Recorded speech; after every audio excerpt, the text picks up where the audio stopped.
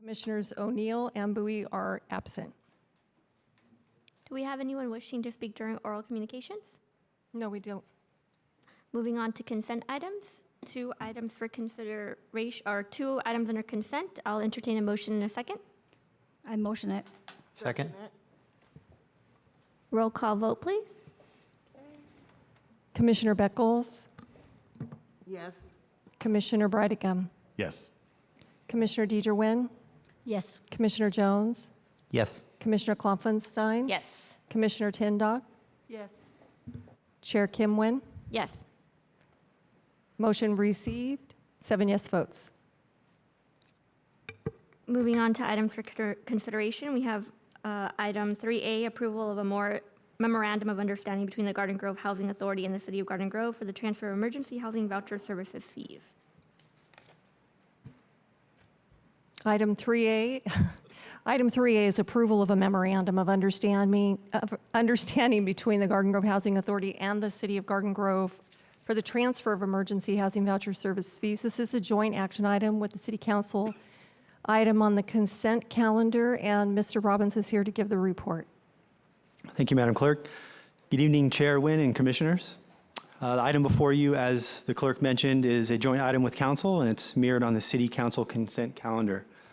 I'm here tonight to request the Garden Grove Housing Authority's approval of a memorandum of understanding between the Garden Grove Housing Authority and Community and Economic Development Department for the transfer of emergency housing voucher service fees.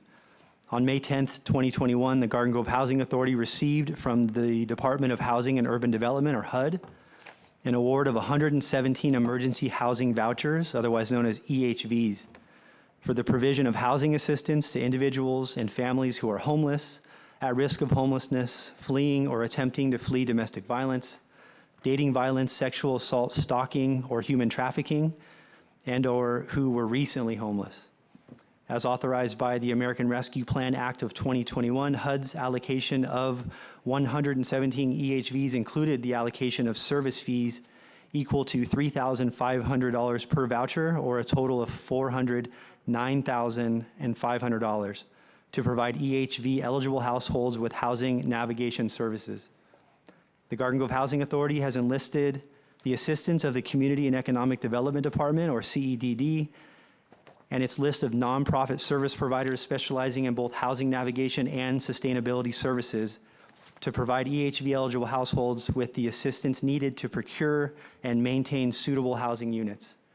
Therefore, it is recommended that the Garden Grove Housing Authority approve the MOU between the Garden Grove Housing Authority and CEDD for the transfer of $409,500 in EHV service fees. Additionally, it's recommended that the Garden Grove City Council, via consent, authorize the city manager to execute and amend the new and existing subrecipient agreements, as well as to make minor modifications to said agreements as appropriate. This concludes my presentation. I can answer any questions that you have. Do any commissioners have any questions? I have a question. How are we identifying individuals for this program? Is it through the work with our partners? And is this from the same pool of folks who currently are on the wait list or are receiving vouchers, or this is a separate pool? So I answered the second question first. It's a separate pool completely. Actually, per HUD regulations, we weren't allowed to use our current housing waiting list. And then to answer your second question, HUD also mandated that we worked with the Continuum of Care, or COC, in their coordinated entry system, so that all the referrals we receive are from the COC through coordinated entry. And people get on that list via the service providers that put them into the system, then they get referred to us for a voucher. Perfect, thank you. With that, I'll entertain a motion in a second. I motion it. Second. Thank you. Madam Clerk, may you please do a roll call vote?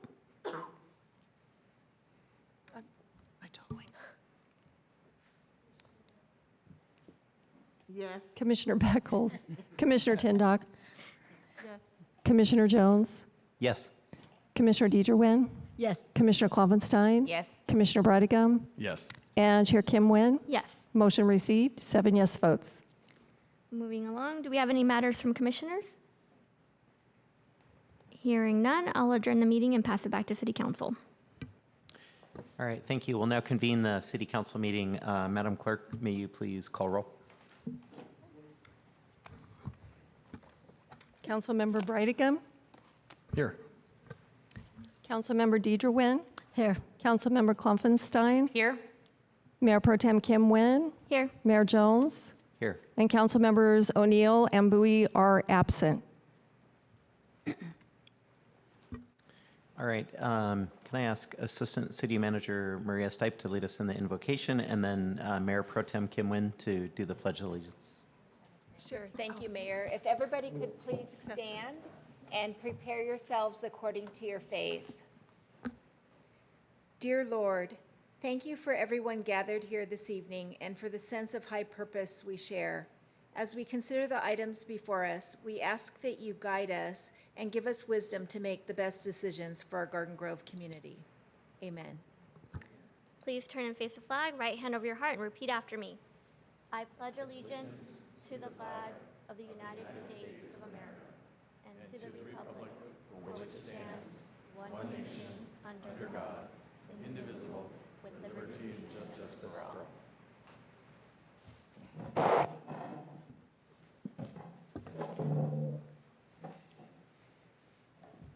All righty, thank you. That takes us on to oral communications, and we do have a number of cards, starting with Jose Guevara from Office of Representative Lou Correa.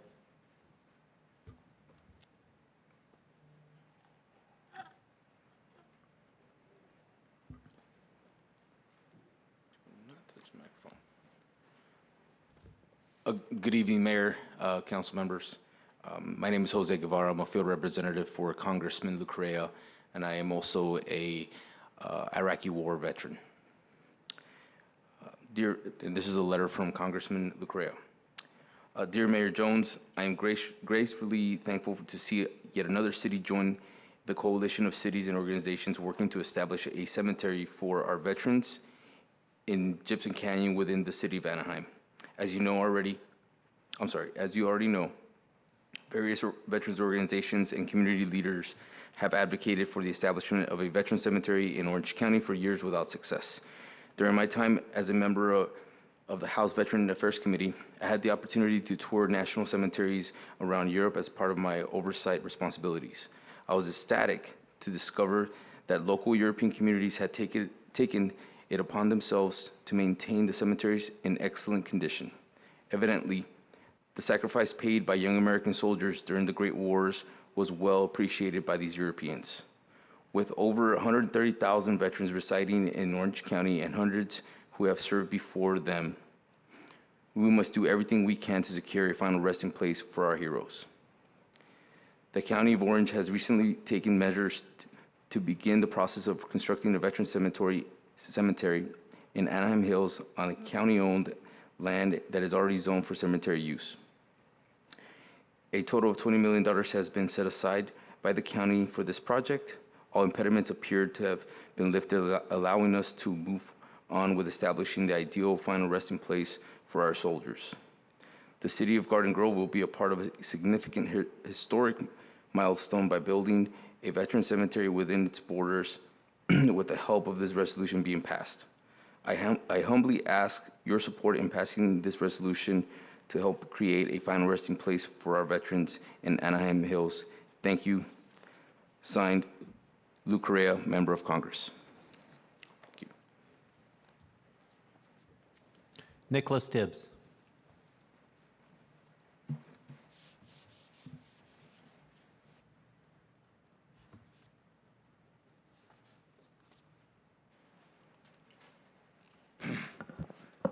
Mayor Jones, members of the council, citizens of Garden Grove, my name is Nicholas Dibbs. I would like to ask the mayor again and the council to allow people to submit written comments that can be read into the record during a 3-minute comment if they can't be here. Not everybody can actually be here in person. Allow them to have the opportunity to submit written comments that the clerk or her assistant can read into the record. Now, this is a message. I want to congratulate all the people who graduated in June, May and June, and those that are going back to school, my congratulations as well. To the class of 2021, Blessed are the peacemakers, for they shall be called the children of God, from Matthew. Success, as I prefer defining it, is devoting and utilizing your career talents and abilities, helping others and oneself achieve much needed positive change for a better future nation and world. Please accept my sincere congratulations and recommendations and advice in recognition and honor of this special milestone achievement you have earned, graduation. You've had to cope with a global pandemic and a number of consequent difficulties and challenges since March of 2020.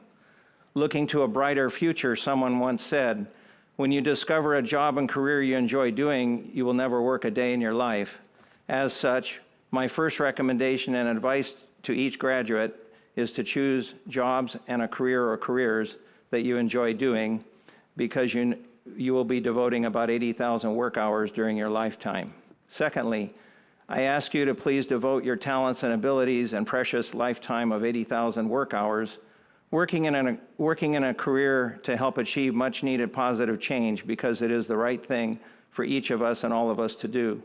This means working to achieve a better future by helping others, your community, city, nation, and the world to be better than you found it.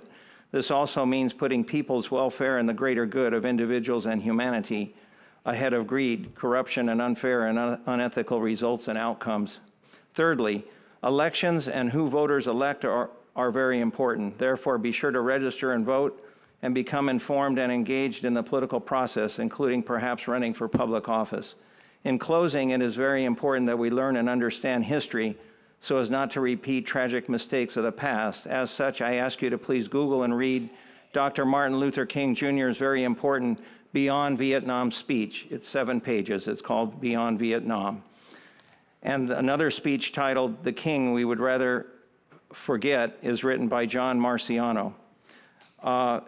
Most importantly, do all and everything you can to devote and dedicate your life's precious time, work, and endeavors helping others and yourself, your community, state, nation, and the world to help achieve a better and more just and more peaceful future, very much in need of positive change and freedom with liberty and justice for all. Sincerely, Nicholas Dibbs. Thank you, Mayor and members of the Council and citizens of Garden Grove.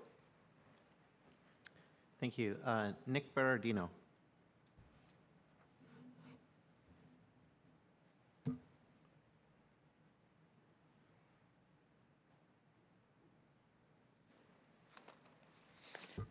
Mr. Mayor, honorable members of the City Council, my name is Nick Berardino. I'm a Vietnam veteran, served in Vietnam 1967 and 1968, Marine Corps, machine gunner, and Special Landing Forces. Today, I kind of look like the boat as opposed to that, but you know, there was a time.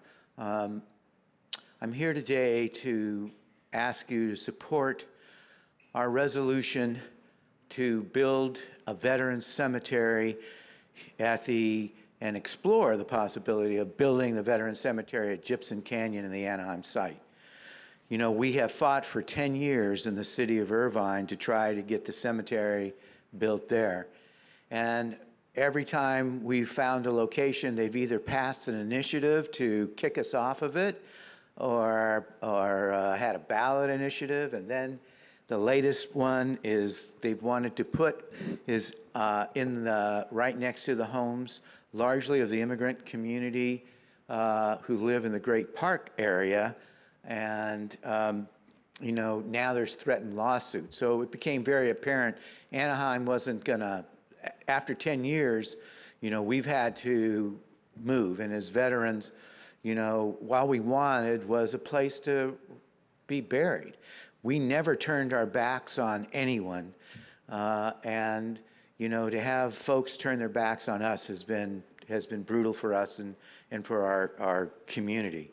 Now we have over, and I've sent all of you an email, we have over 152 veterans organizations in support of our coalition, and we have currently 66, probably more than that now, elected officials, and we are signing up in support of almost, every city we've been to has joined and passed the resolution. So I think there's 10 of them and probably be 12 or 13. So We are very appreciative that it's become a regional issue because it just is impossible in Irvine, and they shadow us around and all kinds of things. For what reason, we don't know. But we ask you, please, please, don't turn your back on us. We wouldn't do it to you. Join us, join all the other cities, join the 152 and thousands veterans organizations and thousands of others in supporting this. So God bless each and every one of you, and God bless this great country. God bless America. Thank you very much. Thank you. Mary Richard.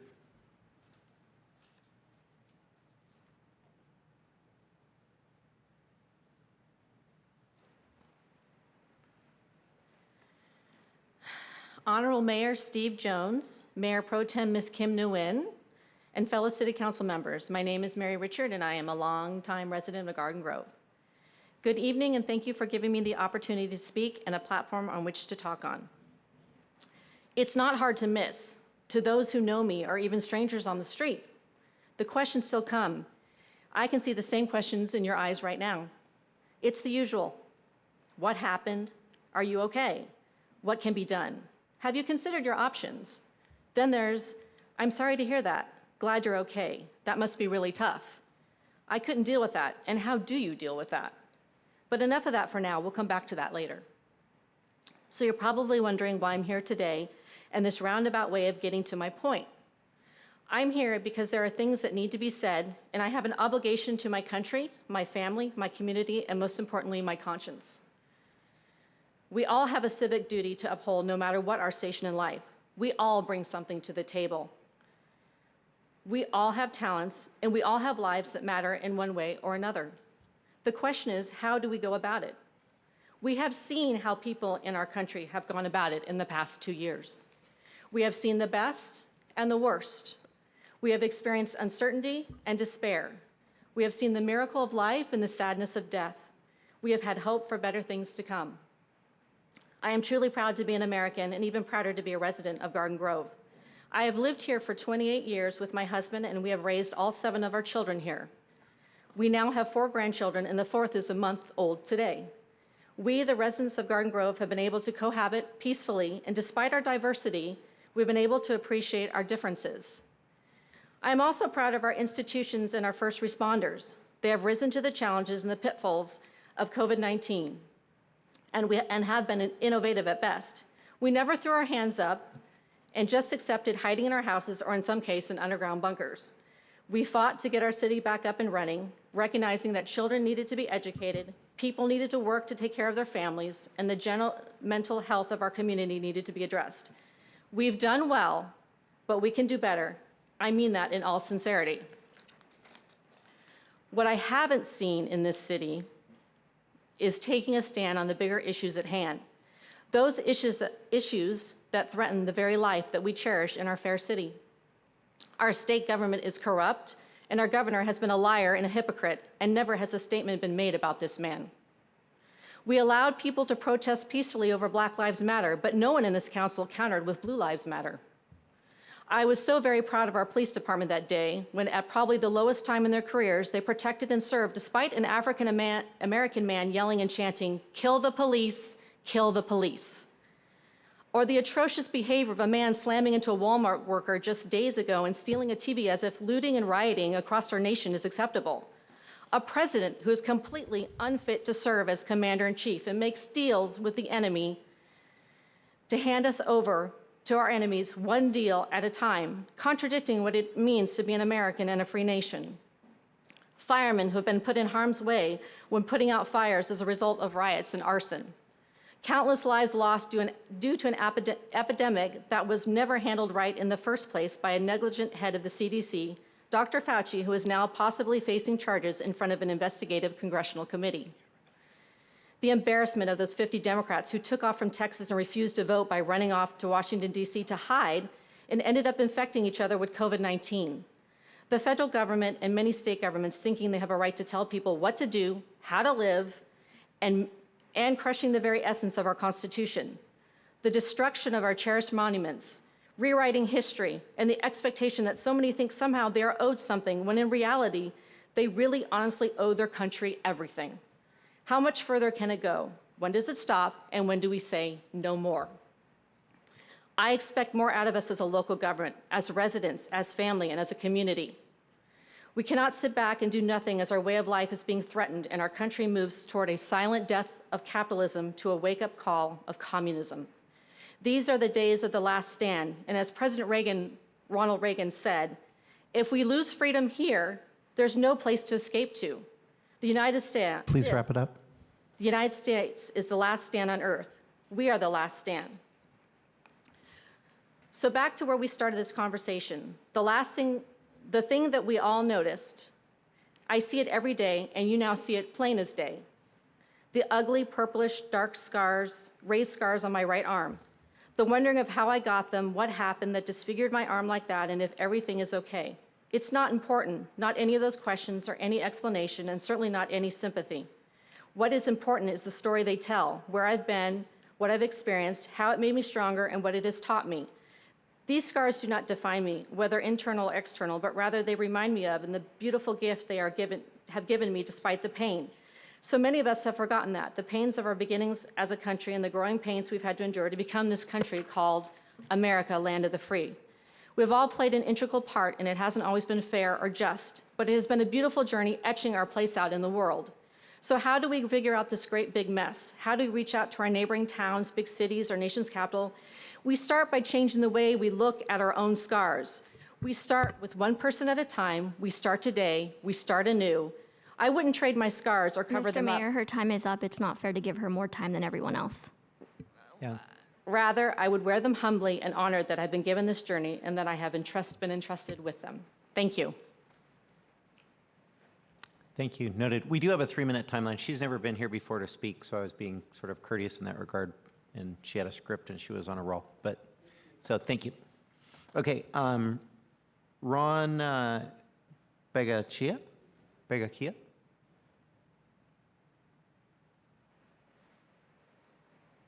Bengoshe. Sorry. I see the phonetics next to it.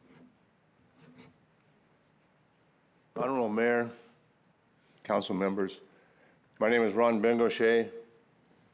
I was born in Anaheim and went in the U.S. Army 1967 to 69, served my country, and I've been back in Anaheim ever since. I'm here tonight, item 4B, and the two brothers back here, I'm a Vietnam veteran. I did tour duty over there in 68 and 69. And I haven't been involved as long as Nick.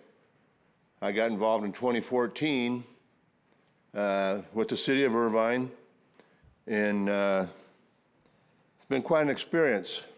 Politically, it doesn't surprise me a bit. I've had my share of speaking at councils and different things, but I'm here tonight, and I'm looking at all of you. I'm very encouraged by what's happened in the last 8 weeks. More has happened than the 7 years that I was going to Irvine and talking with people and doing things. And I'm really encouraged, not for myself. I'm here speaking on behalf of thousands of veterans, those that have served in the past and still walking, those that are currently serving, and also those that are going to be coming up in the future. They may be your children, they may be your grandchildren. You don't know, and hopefully they'll step up and will preserve the freedom the people have given. There's a saying, all gave some gave all. And I would love to see, I haven't gone to all the council meetings, but I've been to a few, and I've been very encouraged because they're all eyes. This resolution tonight, to you, may seem like a small step. To veterans, it's huge. We're sending a message. We're not asking for much, and to be truthful with you, when it's my time and the Lord calls me, my bones, what do I care? I'm there, I'm in, but it would be an honor to the veterans to be in their home county. And it's for the loved ones and the families left behind to honor their loved ones and go share. So I hope it's all I tonight. I'm so encouraged, and it's answer to prayers. Believe me, I pray about this country and this issue every day, and I've watched what's happened this last 8 weeks, so please, appreciate it. Thank you for your time. Thank you. Tom Raber.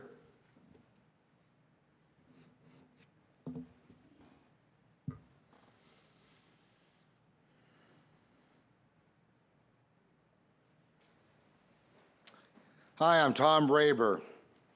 The FDA did not approve the Vaseline. The FDA only approved to continue the experiment emergency Vaseline, and it extended it to 12-year-olds, period. Simple question with a simple answer. The Chief of Police, Tom DeRay, asked me a question last meeting. Why do I always come here and say things about the police in City Hall? Here's my answer. I call and email with no response.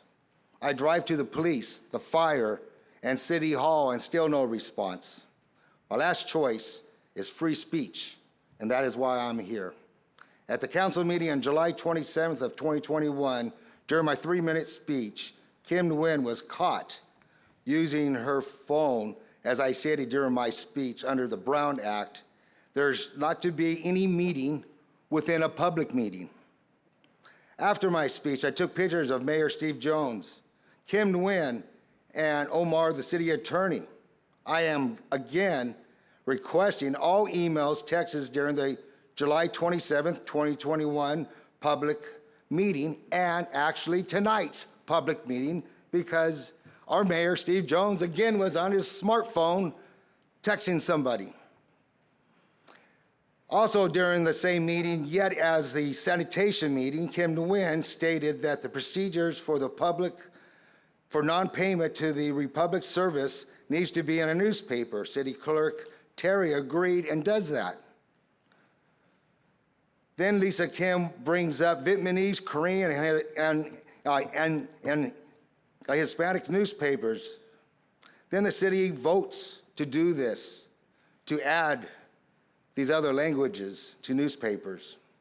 Well, in 1986, California already voted under Proposition 63 and passed 74% that English is the official language of California. Then in 1988, it went to the 9th District Court and failed. And in 1989, it went to the Supreme Court and passed. So English is the only language in California.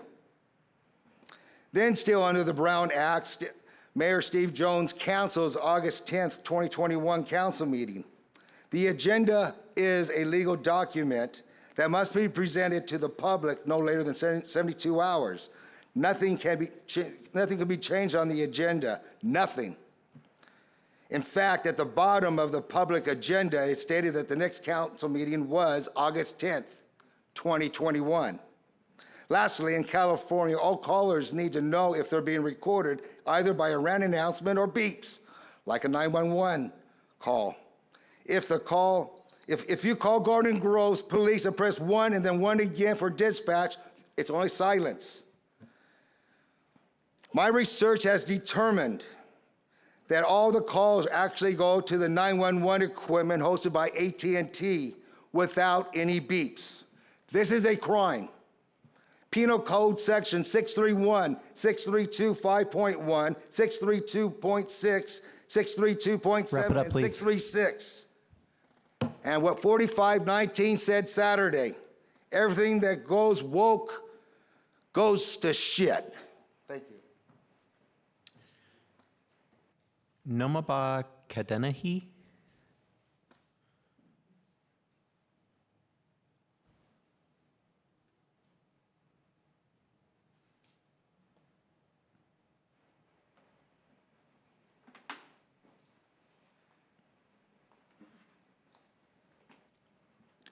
Hello, City Council. I'm here just proposing that we change Columbus Day to Indigenous Peoples Day to recognize that we're all still here.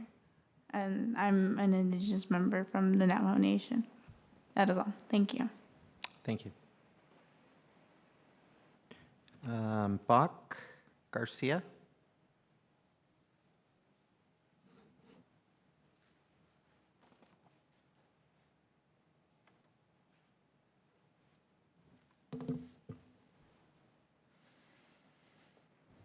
Hello, everybody. My name is Bach Garcia. I'm Tohono O'odham from Tucson, Arizona. That's southern Arizona. I just wanted to announce that I would like to make the Columbus Day into Indigenous Peoples Day to recognize that we are still here, us Native people. Thank you. Thank you. Lupe Lopez.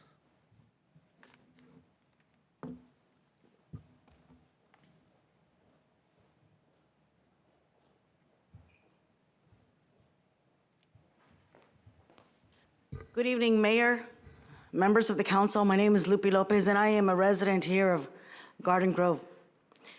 And I have 4 children who have gone through the Garden Grove Unified School District through the Indian education program that exists in Garden Grove Unified School District.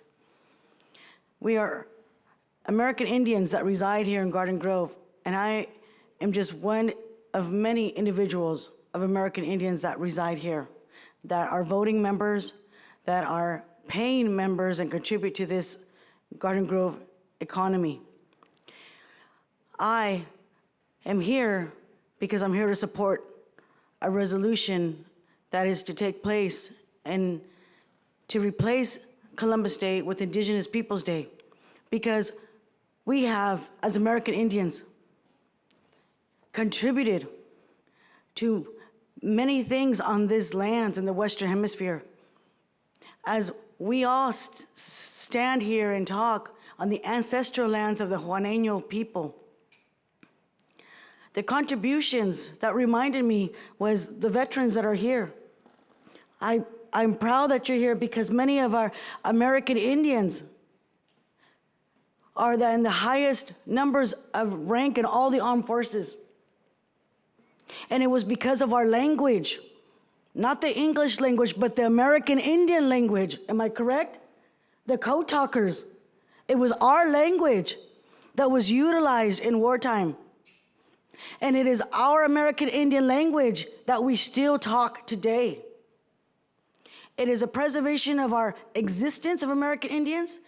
It is a preservation of our language and our culture. We still maintain American Indian culture and religion and dance and song that we will be more than happy to share with each and every one of you here of different ethnicities and races.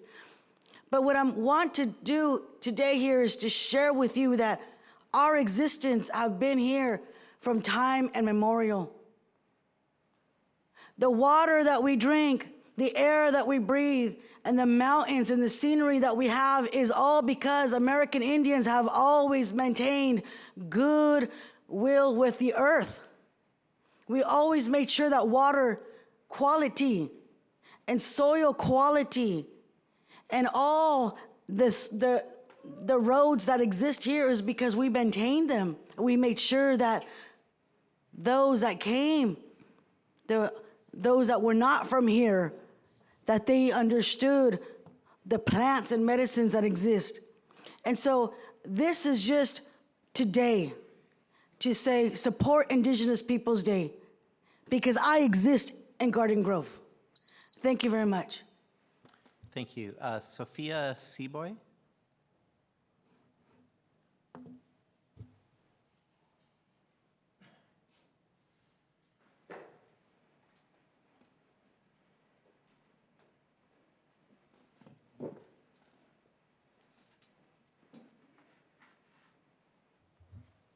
Hello, my name is Sophia Siwe. I am part of the Sistan Wapton Oyate Sioux tribe, and I reside here in Garden Grove, and I would just like to say that I support Indigenous Peoples Day. Thank you. Thank you. Art Pedroso.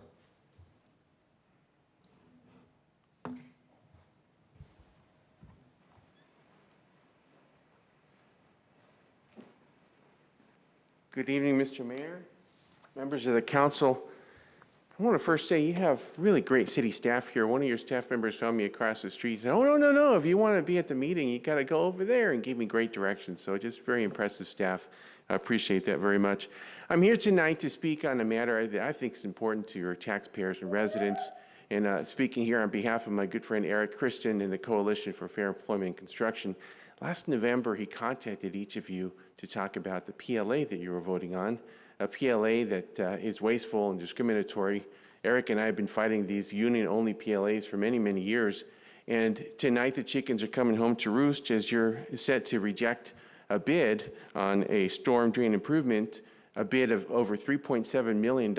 Your own city engineer estimated it should have been about $2.4 million. That's 56% over estimate.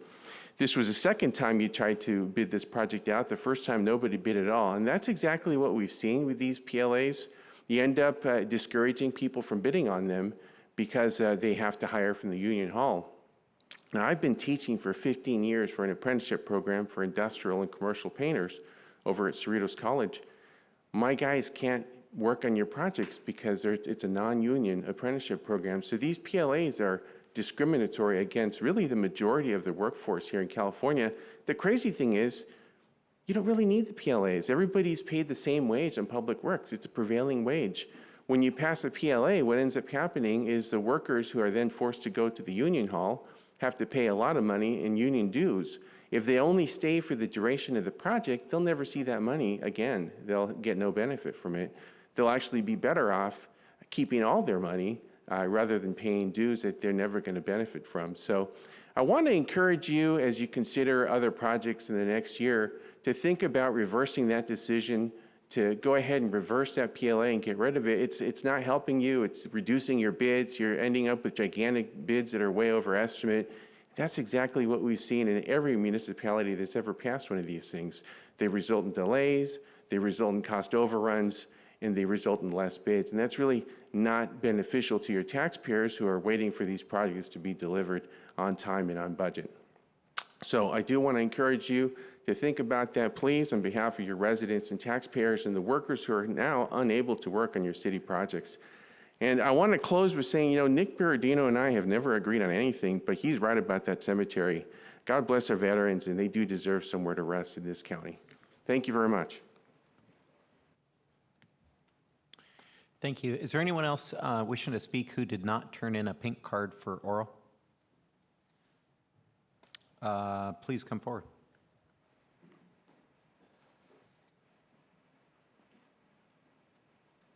I just want to say I support Columbus Day and also having a day for Indigenous people. There's no reason to not recognize the fact that there was a day when we gave credit to somebody that discovered this country, but we can also celebrate Indigenous people also. Thank you.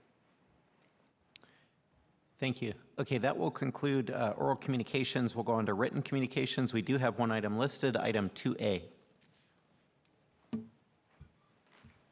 Item 2A is consideration of a written request from the Live Out Loud with Autism Foundation to waive fees for the use of the Atlantis Place Center for an end-of-summer bash event on Saturday, September 11th, 2021.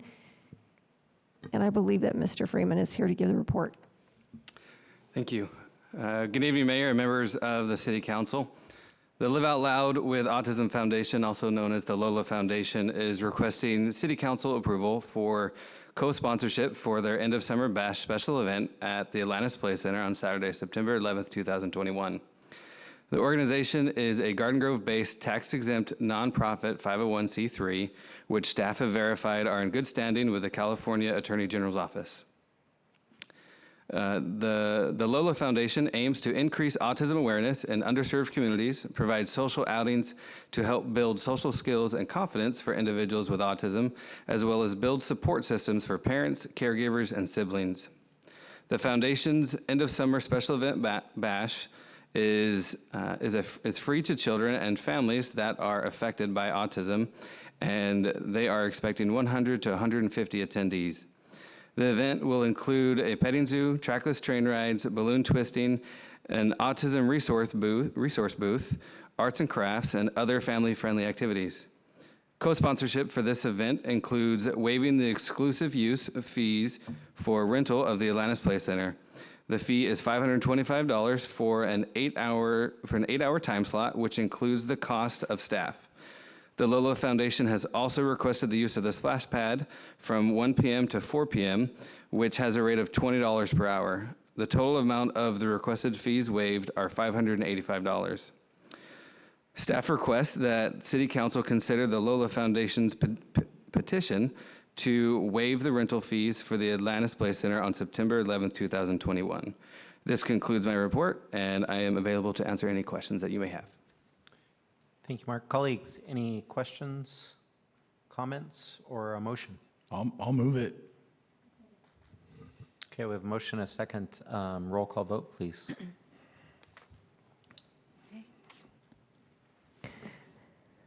Councilmember Deidre Nguyen, Yes. Councilmember Bridegan, Yes. Councilmember Klopfenstein, Yes. Mayor Pro Tem Kim Nguyen, Yes. Mayor Jones. Yes. Motion received, 5 yes votes.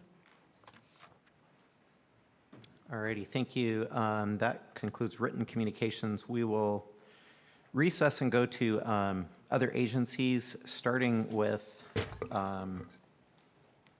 the Sanitary District. And in the absence of President Fat Bowie and Vice President John O'Neill, I will go ahead and run the meeting.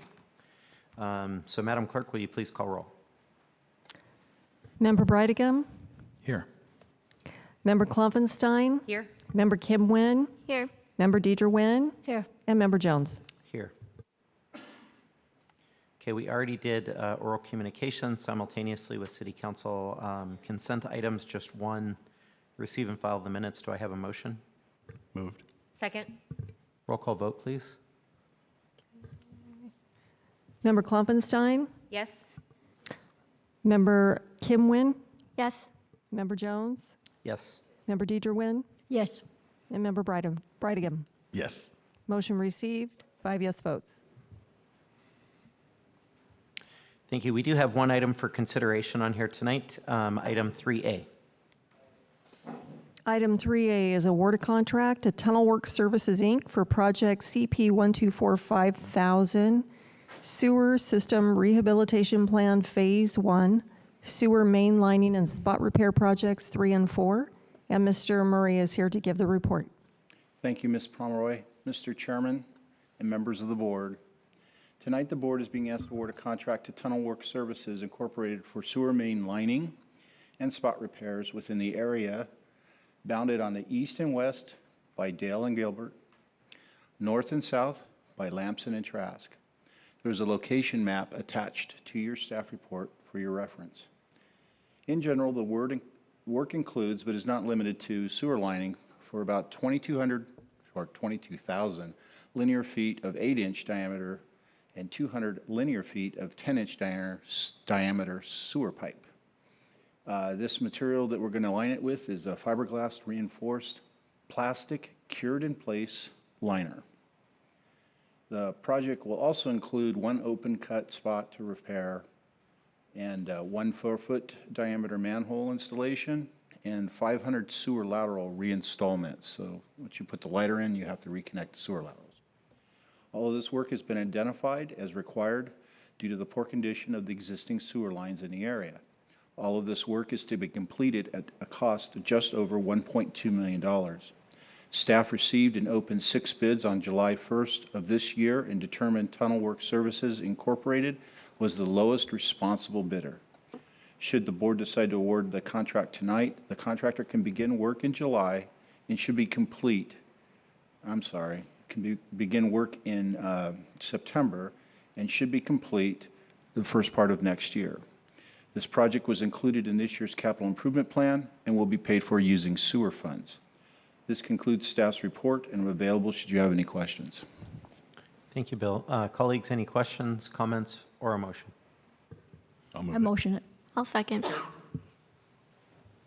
Roll call vote, please. Member Bridegan, Yes. Member Deidre Nguyen, Yes. Member Klopfenstein, Yes. Member Kim Nguyen, Yes. Member Jones. Yes. Motion received, 5 yes votes. Thank you. Any matters from Sanitary District members? Okay, seeing none, we will adjourn and go over to successor agency. Madam Clerk, will you please call roll? Member Brightigam? Here. Member Deidre Nguyen? Here. Member Klopfenstein? Here. Member Kim Nguyen? Here. And Chair Jones. Here. We already did oral communications. Go to consent items, just 2A, receive and file of the minutes. Do I have a motion? Motion. Second. A roll call vote, please. Chair Jones? Yes. Member Brightigam? Yes. Member Deidre Nguyen? Yes. Member Klopfenstein? Yes. And Member Kim Nguyen? Yes. Motion received, 5 yes votes. Any matters from agency members?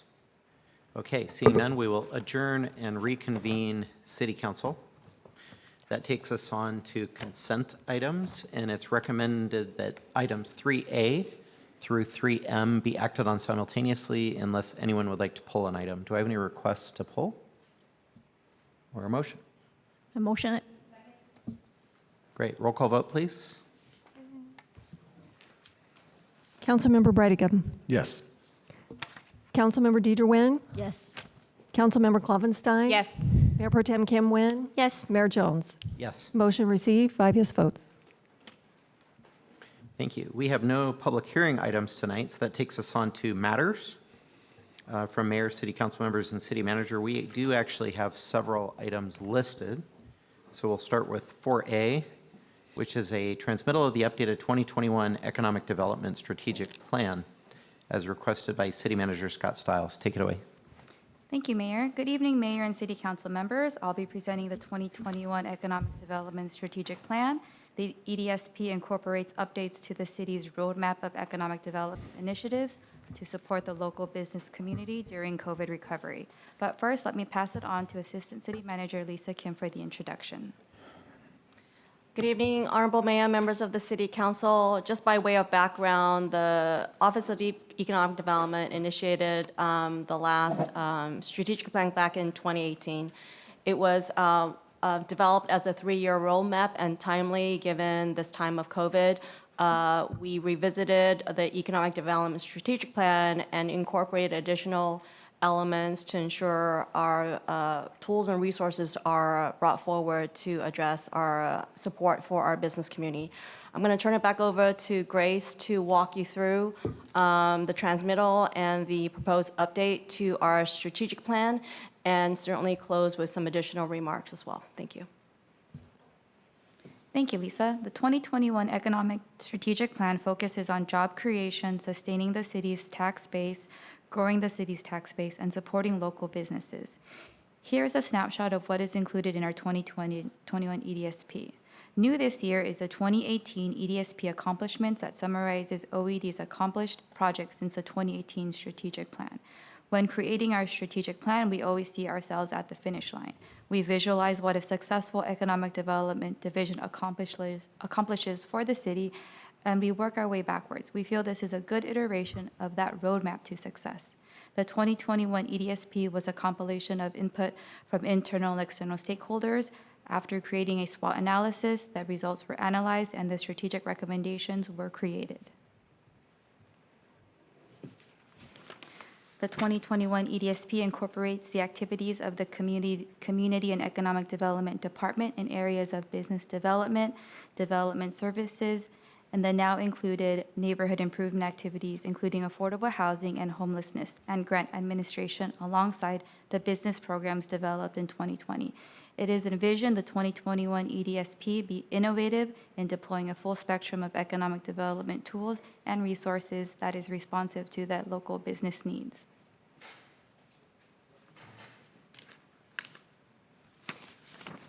This is an example of what our goals look like. We have the main goal description highlighted in yellow, then we move on to the task description in the light yellow.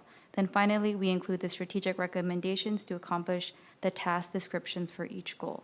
The purpose of the new 2021 EDSP is to serve as a guide to sustain ongoing efforts for economic development activities and policies and ensure it is reflective of current and projected future economic conditions. Included in the strategic plan is our marketing plan. This incorporates all the marketing activities for each strategic recommendation. A significant effort is now in process by the OED to attain accreditation from the International Economic Development Corporation, and this plan is a key component of the accreditation process. This accreditation will increase the credibility of the city's economic development efforts, give our organization notoriety and exposure, and provide mentoring and networking with experts in the field.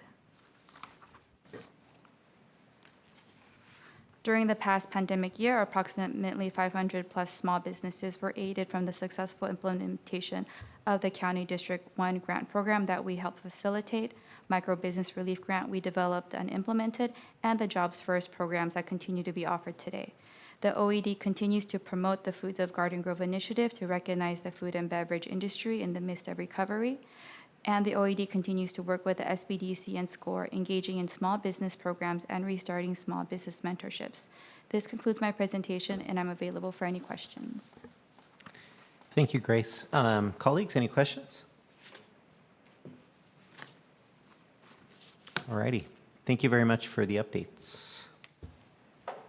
That will take us on to, oh wait, I'm sorry, that's an action item. It is just an action item for receive and file. Okay, so do we need to move to receive and file? We can. I'll We're move supposed to? It says action item, but. I'll second. Okay. Okay. Roll call vote, please. Councilmember Brightingham. Yes. Councilmember Deidre Nguyen. Yes. Councilmember Klopfenstein. Yes. Mayor Pro Tem Kim Nguyen. Yes. And Mayor Jones.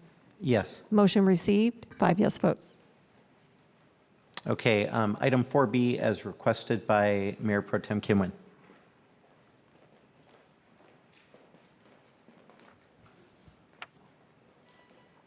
Item 4B is a discussion on a proposed resolution supporting the Orange County Veterans Cemetery in Anaheim Hills and encouraging federal, state, and local government support for this much-needed project as requested by Mayor Pro Tem Kim Nguyen. Thank you, Mayor and colleagues. I'm seeking your support for this resolution to encourage at all levels the governments to move forward with the Veteran Cemetery in Anaheim Hills. I don't have too much to add. I think the description says it all, and we've had a couple speakers request our support, and so I hope that I can gather the support of this council in order to move this forward. Mr. Mayor? Yeah, go ahead. Yeah, just to chime in. I fully support this. Seeing the fiasco that's been going on in Irvine for almost a decade, and you put yourself in a position where you raise a child from birth, they decide to go serve their country, and the unthinkable happens. And now you're driving an hour, 2 hours every time you want to go visit the grave of your child or your family member. I think it's unconscionable that Orange County doesn't have a cemetery, a veteran cemetery. It's long overdue. What's going on in Irvine is beyond any kind of comprehension. And so I fully support this. Let's get this going. I'm really glad that the city of Anaheim's on board, and I totally support it. I'll move to approve it if George would like to second. I will. Tuha, comment? Well, I just want to chime in. I'm totally in support it for this one because my dad, he's a Vietnamese Marine Corps, so simplify, aura, and I'm completely support. And I think it's about time. I know that I've been follow up this issue for the past couple of years, and just like Councilmember George Brightingham mentions, it has been too long. Thank you. We have a motion and a second. Roll call vote, please. Councilmember Brightingham. Yes. Councilmember Deidre Nguyen. Yes. Councilmember Klopfenstein. Yes. Mayor Pro Tem Kim Nguyen. Yes. And Mayor Jones. Yes. Motion received, 5 yes votes. Thank you. Item 4C as requested by Mayor Pro Tem Kim Nguyen. Thank you, sir. Item 4C is a discussion on a proposed proclamation honoring October 11th, 2021 as Indigenous Peoples Day, as requested by Mayor Pro Tem Kim Nguyen. Thank you, Mayor and colleagues.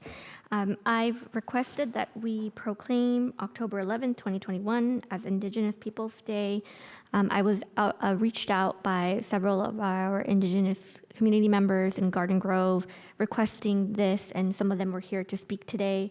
I would like to see this on the agenda at the meeting closest to October 11th so that elders from the Guareño tribe can be present to receive this proclamation. I'm not sure if you had the time to read the proclamation, but it's pretty simple, nothing controversial, just more so to specifically highlight and showcase the Guareño band of the Mission Indians that live in this region and provide them with this proclamation. I would move this request. Yes, I'm second it. Thank you. I just had a quick comment, and recognizing Indigenous people does not in any way diminish Columbus or his actions or anything like that. The state and federal holidays was, that's all determined by state and federal elected officials. So, a proclamation honoring Indigenous people does not take away, because I know there's a lot of Columbus supporters out there. It doesn't in any way diminish his accomplishments. Just leave it at that. Thank you. We have a motion and a second. Can we get a roll call vote, please? Mayor Pro Tem Kim Nguyen? Yes.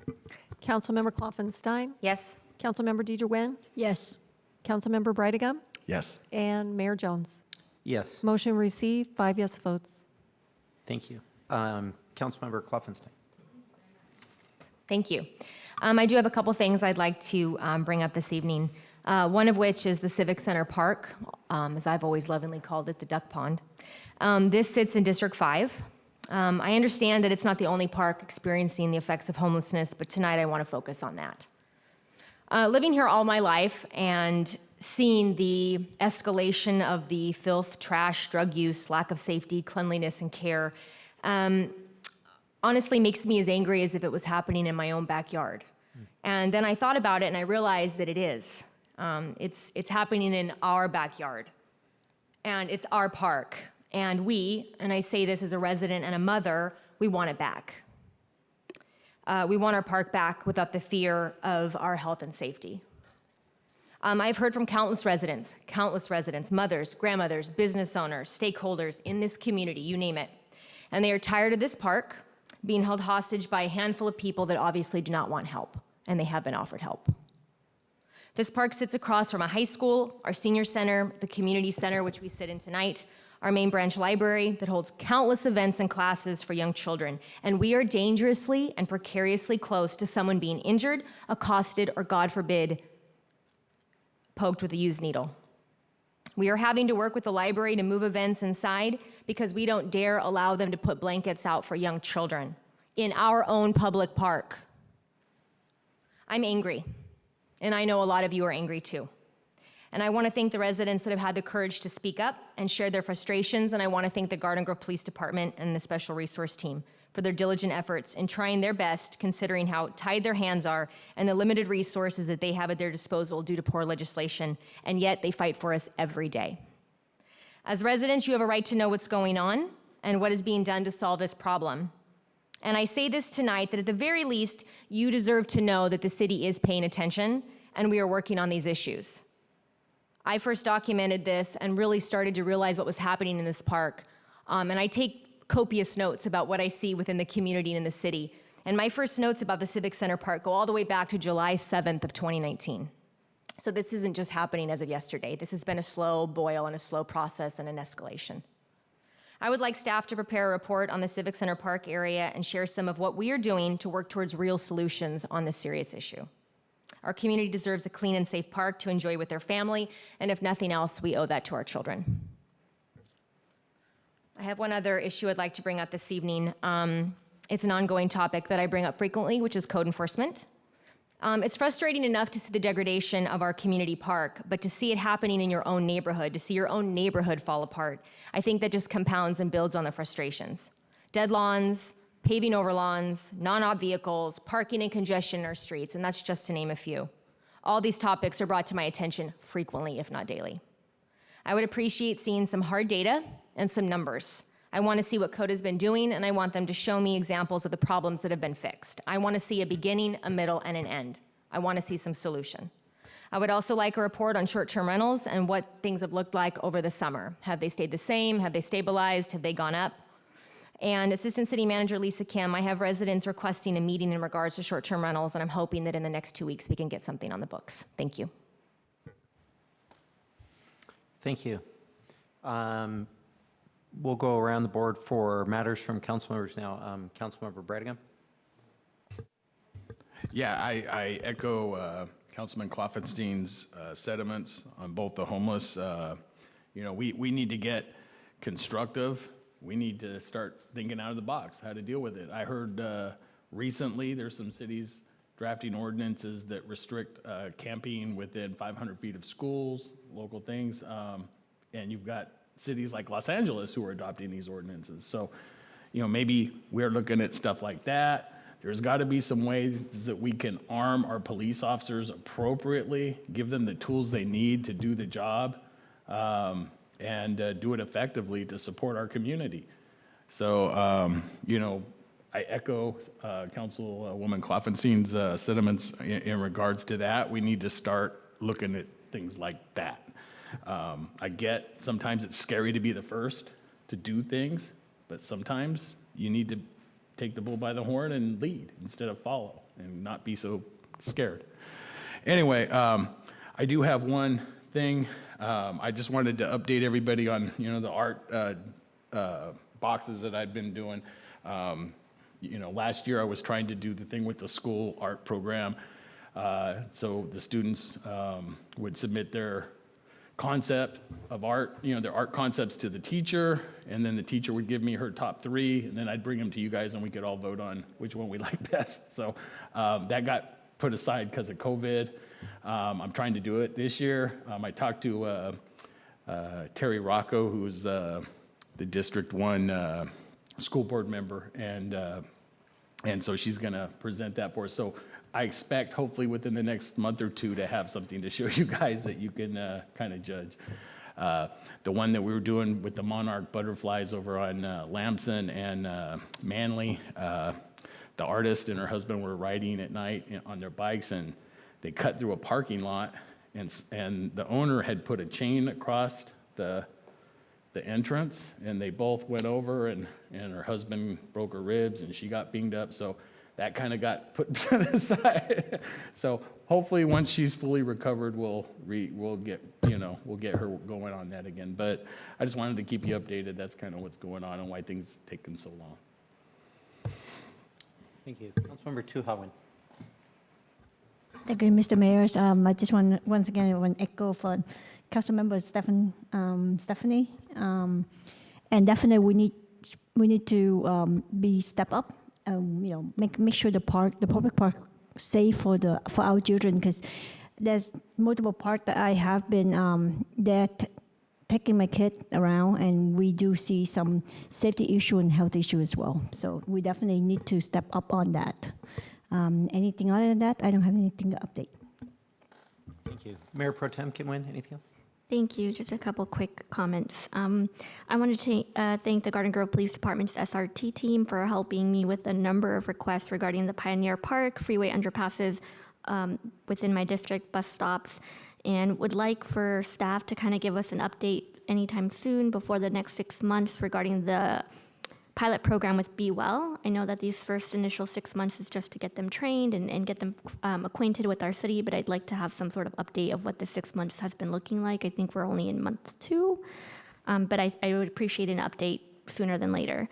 Also, a quick thank you to Public Works for their assistance with a number of graffiti concerns that I've had and working with me and figuring out how we can do better color matching and working with private businesses. And to echo the comments that have been made by my colleagues, I think one thing that we really need to look into and start really investing in is an emergency shelter. We continue to talk about the homeless issue here in Garden Grove, but without an emergency shelter, we are not able to institute anti-camping ordinances. I know that myself, Councilmember Kloffenstein, and Mayor Jones have been very active in learning, touring, and looking into emergency shelter. So I urge the rest of the colleagues on this council to do the same and really work towards establishing that here in Garden Grove so that we truly do have a continuum of care in Garden Grove. And lastly, on Thursday, September 2nd, I would like to invite my colleagues, if available at 3 p.m. at this room. Cal City's OC Division will be having its election and membership meeting, and I will be hopefully voted in as president of the OC Division. So if you're able to attend, I'd love to have my colleagues present at that meeting. And that's all I have, Mayor. Thank you. Councilmember Klopfenstein, anything else? No, I think I've talked. Okay. Thanks. I have one. Just earlier this afternoon, I received an email from a Garden Grove resident named Mitch Chernus, who is involved with a National Recovery Month event coming up at Kiwanis Land. He's inviting us to attend and say a few words. This is on September 25th at Kiwanis Land, and he's asked if the city could pass a proclamation acknowledging September as National Recovery Month for presentation at the event. I did ask Maria Stipe and staff to review the background of the email received and the group and the event and that sort of thing, and they think it all checks out fine. So I'd like to bring that forward and see if you guys are, I did pass out this handout, this Recovery is for Everyone 2021 National Recovery Month concept. So if you've had a chance to take a peek at that since the beginning of this meeting and would like to indulge in moving forward on a proclamation, then You know, I'll second that, but I just want to clarify, this is mental health recovery. But yeah, I'll second it. And that, I guess that's to bring it forward to the next meeting, right? yeah, it's to bring it forward to the next meeting as voting. Is that correct? Yeah. That's correct. We'll list it on the consent calendar as long as we get approval from the council. Got it. Okay, so we'll consider my comments as a motion. We have a second. Anything else? Okay, roll call vote, please. Councilmember Brightigam? Yes. Councilmember Deidre Nguyen? Yes. Councilmember Klopfenstein? Yes. Mayor Pro Tem Kim Nguyen? Yes. And Mayor Jones? Yes. Motion received, 5 yes votes. All righty, thank you. Legal counsel, any need for closed session or anything to report? No, we had no closed session and no need for it. Thank you. Thank you. City Manager Scott Stiles. Yes, Mr. Mayor, just a couple things. Just following up on the Civic Center, we are obviously very aware of the situation.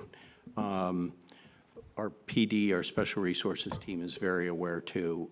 We are trying to look at every available option that we have on that. We're also paying attention to groups and organizations in the area that we think are maybe contributing to the problem. We're trying to actively get engaged in that.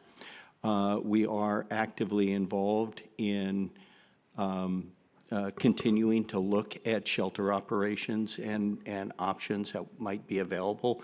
As you can imagine, it's very difficult in a city that's built out as ours and trying to find space where you might do that, but we are continuing in that vein very diligently. More to come on that, I think. And then also on the Be Well Mental Health, we will be coming to council just, I think, in a month or two to give you an update on that. And the final comment I wanted to make is we're also, speaking of the Civic Center and the investment you're making in public safety facilities in the Civic Center, we intend to be back before you at the next meeting or the meeting thereafter to talk about some civic engagement related to getting community involvement in that process. So we'll be doing that over the next month or so. And what we really want to do is get City Council's thoughts on that process, what you'd like us to be paying attention to and thinking about. So it'll be kickstarting that process a little bit. That's all I have, Mr. Mayor. All righty, thank you very much. And with that, we will stand adjourned. So enjoy the rest of your evening, everyone.